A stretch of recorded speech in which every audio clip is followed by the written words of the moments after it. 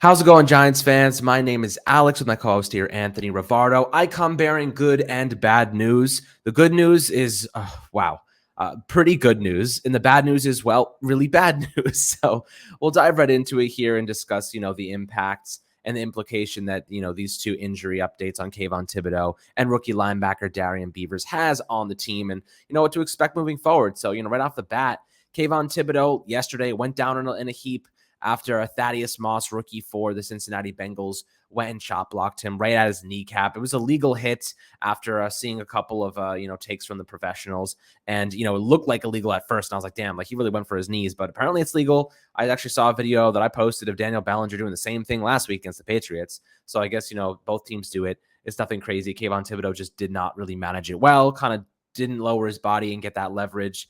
And, obviously took that shot to the knee and then went down in a heap and went to the Blue Medical tent, came out looking rather healthy, was walking around, smiling.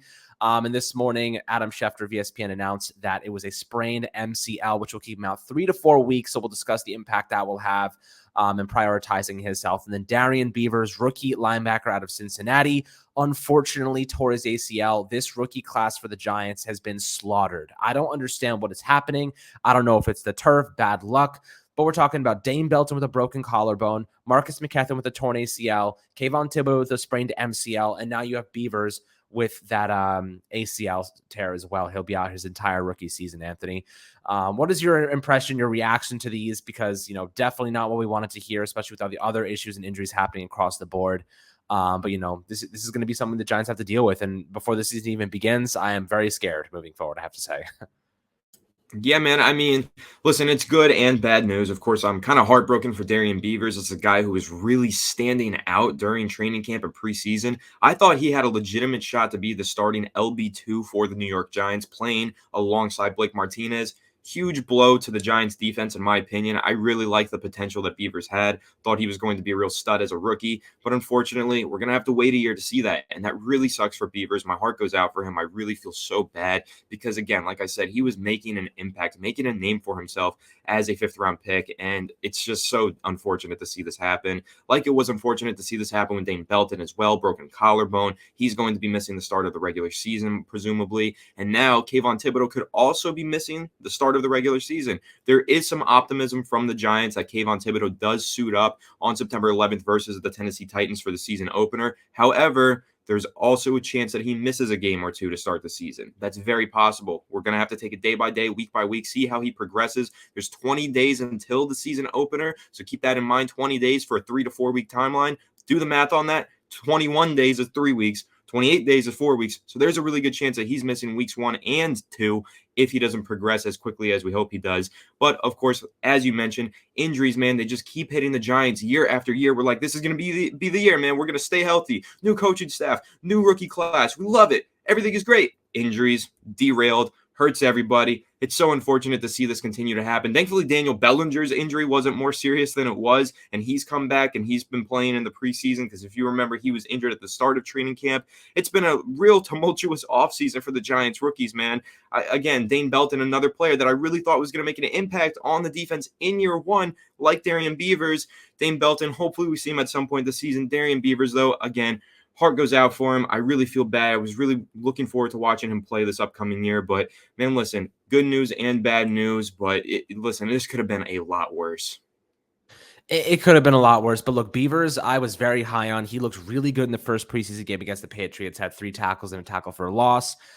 Showed some pretty good vision and IQ, and he's a good run stopper, man. He's a big body, and he can do some stuff in the pass rushing category as well. So, this is a big loss because I thought he was cemented as a competitor for that starting LB2 spot alongside Tate Crowder, who, Crowder looked good yesterday, but at the end of the day, he's inconsistent, has not really shown that much over the last 2 years.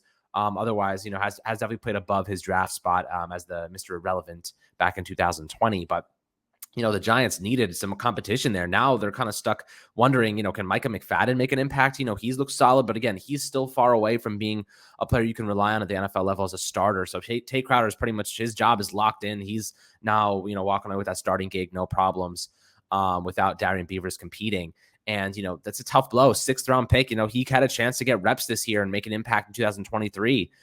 So it's really, really disappointing that he can't do that now. But Hopefully Kayvon Thibodeaux can come back. And I think that the most optimistic I can get with Kayvon Thibodeaux's injury is that he'll be back for the regular season, for the start of the regular season.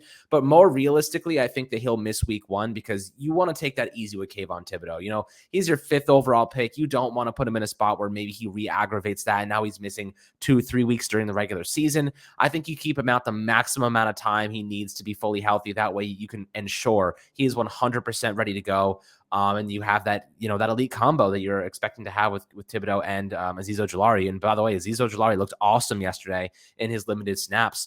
But the defense did keep the starters on the field for quite some time. And unfortunately, like that CJ Board fumble was the reason the Giants defense was on the field in the first place. So special teams biting the Giants in the butt once again. So that's a unit that needs to improve. You can never really, I'm not blaming CJ Board, but what I'm saying is like, you just have to play disciplined football and not make dumb mistakes like that because it can lead to other things. It's almost like, last year, when they got Billy Price, Nick Gates goes down and they shift him to left guard. He falls. It's not Billy Price's fault, but it's just tough when these things happen and there's ways to avoid them. And good coaching really is the way. But moving forward, we got to bubble wrap these guys, my friends. Like these starters, we have to put them in bubble wrap, lock them away until the regular season starts because we got a couple of big practices coming up against the Jets and the next preseason game, which I imagine everyone will be sitting except for the reserves and backups. So Anthony, when you're looking forward, what is the approach here? Like how do you go about keeping these guys healthy? Obviously, they have to practice, but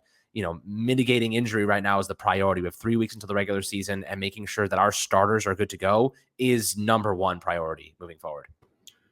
Yeah, the health of the starters is a number one priority. How you go about this is you keep them off of the field. You keep them out of harm's way. You keep them away from physical contact.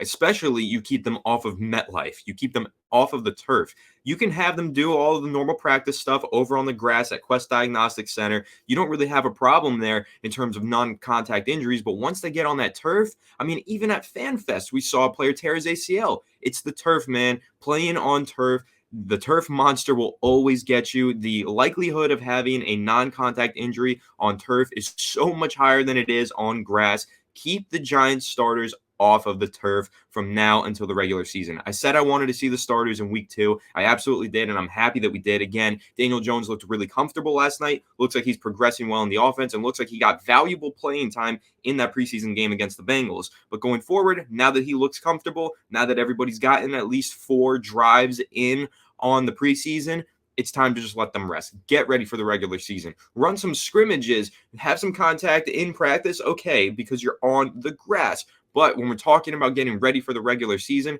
keep these guys off of that turf and keep them healthy. Keep them resting, have them practice, but I don't need to see any more Daniel Jones in the preseason, honestly, after last night, because last night, Daniel Jones looked really sharp and he looked comfortable and he looked ready to go. So I'm fine with letting him rest for the final preseason game, which I was expecting them to rest him for anyway. That's why I wanted to see him in week 2 of the preseason, because I knew that they were going to be resting their starters for week 3. But that's the right move right now. I think, just seeing all of these injuries pop up out of nowhere, even talking about the Kayvon Thibodeaux one, so let's imagine that was on grass and he was planting and his knee got whacked like that. His knee could have actually been in a much better position on grass because the cleats will pull the grass out and it'll move his leg. But on turf, that doesn't happen. It gets locked into that turf. And that's what causes an MCL to sprain like that, because the leg, the foot, the cleat is locked in. And that's the issue there. There's no give to any of these contact plays or non-contact plays on the turf. On the grass, there's give because you can pull the grass out with your cleat. So that's the major issue there. That's why I'm saying keep the Giants players practicing on the Quest Diagnostics practice field. But in terms of having them play at MetLife, I don't need to see any more of that. And I know that they're playing the Jets next, so no, don't have them play because that's at MetLife too. We couldn't even get lucky on that one and play another team that's playing on grass so we can maybe see a little bit less injuries. We're probably going to see injuries in this next game as well because we're going to be playing on some turf, and it's super unfortunate. The turf is really becoming an issue here. I'm not saying it's specific to MetLife. It's just specific to turf versus grass. every stadium, every team, they're all having these problems. The turf is becoming a noticeable issue, but these are multi-purpose stadiums. You can't switch MetLife to grass when you're also having huge concerts by the weekend and Eminem over in these ginormous stadiums. You know what I'm saying? So it's going to be an issue. It's going to continue to be an issue, but the Giants just have to be smart about it. Bubble wrap their starters, have them play on the grass in practice, and don't put them out there during the preseason to where they can get injured and miss time during the regular season. Yeah, that's big facts. You just, at this point, just staying healthy. And some other, better news, just to give you guys some positive updates. Brian Dable just said about Colin Johnson and David Sills that they're not in line just to make the roster. They're in line to play this season, which is definitely a big narrative and storyline to talk about because, you talk about Colin Johnson, definitely fringe roster player. David Sills has been a fringe roster player for years now. But he has incredible chemistry with Daniel Jones. We saw that yesterday. Some really nice stuff with them. Both of those players, and Alex Bachman as well, at over 100 yards and 2 touchdowns. He also made a really nice tackle on special teams. So, you're looking at some guys here who are really competing, and we're seeing the best of them right now. The question is, do the Giants have enough space at the wide receiver position to actually host 3 other receivers? Because you're looking at Kenny Golladay, Kadarius Toney, Sterling Shepard, Wan'Dale Robinson, and then you have Darius Slayton still on the roster. I think he's going to get cut personally, but we'll find out in a couple days. And then you have Colin Johnson, Richie James, David Sills, and Alex Bachman. That's 9 players minus Darius Slayton. That's 8 players you have. So I don't know if the Giants go into the season with 8 players, probably more like 7. I don't think CJ Board's going to make the roster. I think he had a rib injury yesterday, and he also fumbled that ball away. I think that you're probably looking at Bachman at making the roster at this point, simply because he's showing some special teams versatility. Maybe Richie James, also some special teams versatility, and Colin Johnson. David Sills, however, doesn't really offer anything on special teams, which is a big issue. Colin Johnson definitely, is good enough to be an impact player on this squad, especially if Kenny Golladay is injured or, not playing well. Maybe they throw him in there for a couple reps. Which guy do you think is the odd man out here? Because I'm having a hard time, honestly, figuring out who they get rid of. Yeah, it's really tough to tell, man. Honestly, this is a great problem to have for the New York Giants. I know we mentioned it last night in our recap video of the game. We were really impressed with David Sills, very impressed with Colin Johnson, impressed with Keelan Doss making that one-handed catch on the sideline, impressed with Alex Bachman going for 122 yards and 2 touchdowns. This is a great problem for the Giants to have. It's super exciting to me. As many of you know, if you've been watching this channel for a long time, I always say it, wide receiver is my favorite position in football. I think it is such an art form, route running, body control at the catch point. All that stuff is a real art form to me. It's my favorite position to scout when we get into draft season as well. I love watching wide receivers play. So watching the Giants have so many talented wide receivers on this roster, kind of like a dream come true to me. This is like, I know the Giants probably aren't going to be that good this year, but at least I'll get some good wide receiver play to watch on the field, which is super exciting for me. Nice silver lining for me personally. I know many of you feel the same way, but like I said, man, this is a great problem to have. And that quote from Brian Dable is kind of eye-opening because it tells you, first of all, they have a projected 53-man roster. Of course, they're ironing out some details. They probably know who's getting cut and who's not at this point. They're just waiting to see if they can change their minds on some players. And so they know that Colin Johnson's making the team, and apparently they know that David Sills is likely to make the team as well, which does surprise me. I didn't think that was going to be the case. I thought David Sills was going to be the odd man out because while, yes, he does have great chemistry with Daniel Jones, he's been a practice standout for 2 years now. And of course, he is a big body receiver who has the ability to make some high point catches, get up there to the catch point and moss some dudes. But as you mentioned, special teams is a major factor when trying to make the roster as a backup wide receiver. And David Sills doesn't provide nearly as much on special teams, if anything at all, compared to Alex Bachman, compared to CJ Board, compared to Richie James Jr. So those are the guys that I thought had a greater chance of making the roster. But to be honest, you ask me who's the odd man out, I think it's going to be CJ Board. He fumbled on the kickoff last night. He hasn't made too many plays as a receiver. Yes, he's been a consistent member of the Giants for the past 2-3 years now, and he's played a lot on special teams in the regular season. He's got the experience, but I think he's the odd man out because I just think there's better, younger players who can have the same impact, if not a greater impact, for the Giants this upcoming season. Keep in mind, CJ Board was part of a previous regime. Now we've got a new regime stepping in. They want their new version of CJ Board for the Giants, and I think that could be Alex Bachman, to be completely honest. After last night's performance, hell, why not? Great tackle on special teams, 122 yards receiving. But then, of course, take a look at Colin Johnson. Take a look at David Sills. They provide so much as receivers, and the Giants are going to be playing a spread offense. It's more of a spread coast because a lot of the route principles are going to be West Coast, but it's while being spread out. out rather than doing the traditional West Coast with 2 tight ends on the field. You're going to see a lot of 1 tight end sets, spread offense, but West Coast running. And that's going to be super interesting. I'm really excited to see that scheme unfold for the Giants this upcoming season. But in order to make that scheme work, what do you need is wide receiver depth. Don't be surprised to see the Giants carry an extra 1 to 2 receivers on their roster. Maybe thin out at tight end. Maybe thin out at, I don't know, say safety, right? Or a corner. They might lose some depth in some areas just to have a little extra depth at wide receiver because of the way that this offensive scheme is ran. Very wide receiver dependent. Heavy with the 5 receivers on the field packages, all that kind of stuff. A lot of empty backfield sets, a lot of 0 times. You're going to see all that stuff. So the Giants do need extra wide receiver depth. And if they are going to cut any wide receivers, expect it to be younger guys that they can stash on their practice squad. They don't want to cut any veterans that can't be practice squad eligible right now. They want some young guys to add extra wide receiver depth wherever they can get it, especially when you consider the fact that Kadarius Toney, Kenny Golladay, Sterling Shepard, all of these guys, these starters, have dealt with injuries in the past, and they are likely to deal with injuries again in the future. So wide receiver depth for the Giants is super important. They're getting super lucky and fortunate because right now looks like they have tremendous wide receiver depth, excellent players as backups at the wide receiver spot. But just keep that in mind that the Giants have injury-prone starters at receiver, so they're likely to carry 1 to 2 extra receivers on their regular season roster and definitely stash a couple players away on their practice squad. Yeah, they're definitely going to need to. And, I'm thinking between Colin Johnson, Alex Bachman, David Sills, and Richie James. Like, if you have to get rid of one of those guys, because you're probably getting rid of Slayton, probably getting rid of CJ Board, it still leaves a little bit too many receivers. Which one of those guys do you axe? I mean, Bachman, special teams, Richie James, special teams, Colin Johnson, I think he's a lock at this point. He's looked really good the last 2 games. And then David Sills, who doesn't have any special teams value. Unfortunately, I think Sills is the odd man out here, lands on the practice squad again. I think Bachman, Richie James, and Colin Johnson end up being saved because of their special teams value. But what do you think there? Who would you axe if you had to choose between those 4 guys?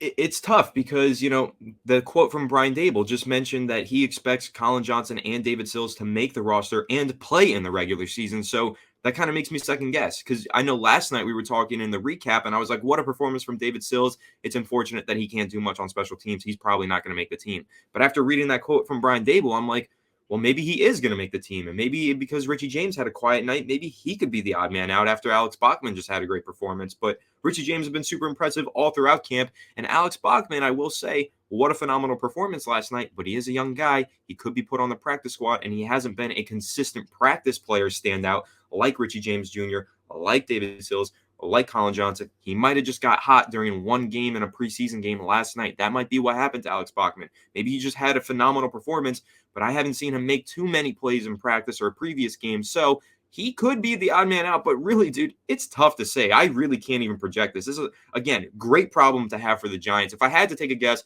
David Sills gets cut because he doesn't have the special teams experience. But Brian Daboll just said he expects him to play in the regular season, so who the heck knows at this point? But once again, tremendous problem. This is a great problem to have for the Giants. I'm very happy to see how much trouble they're having picking who's going to make this roster at the wide receiver position.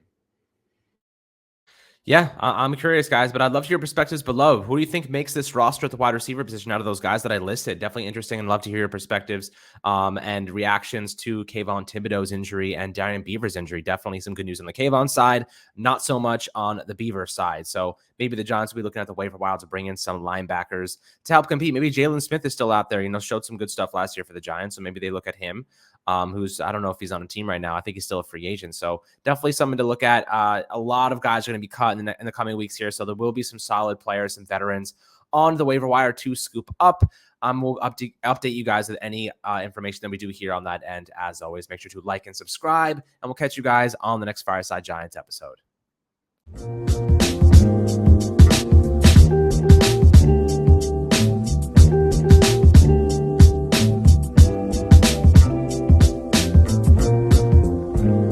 TVSO.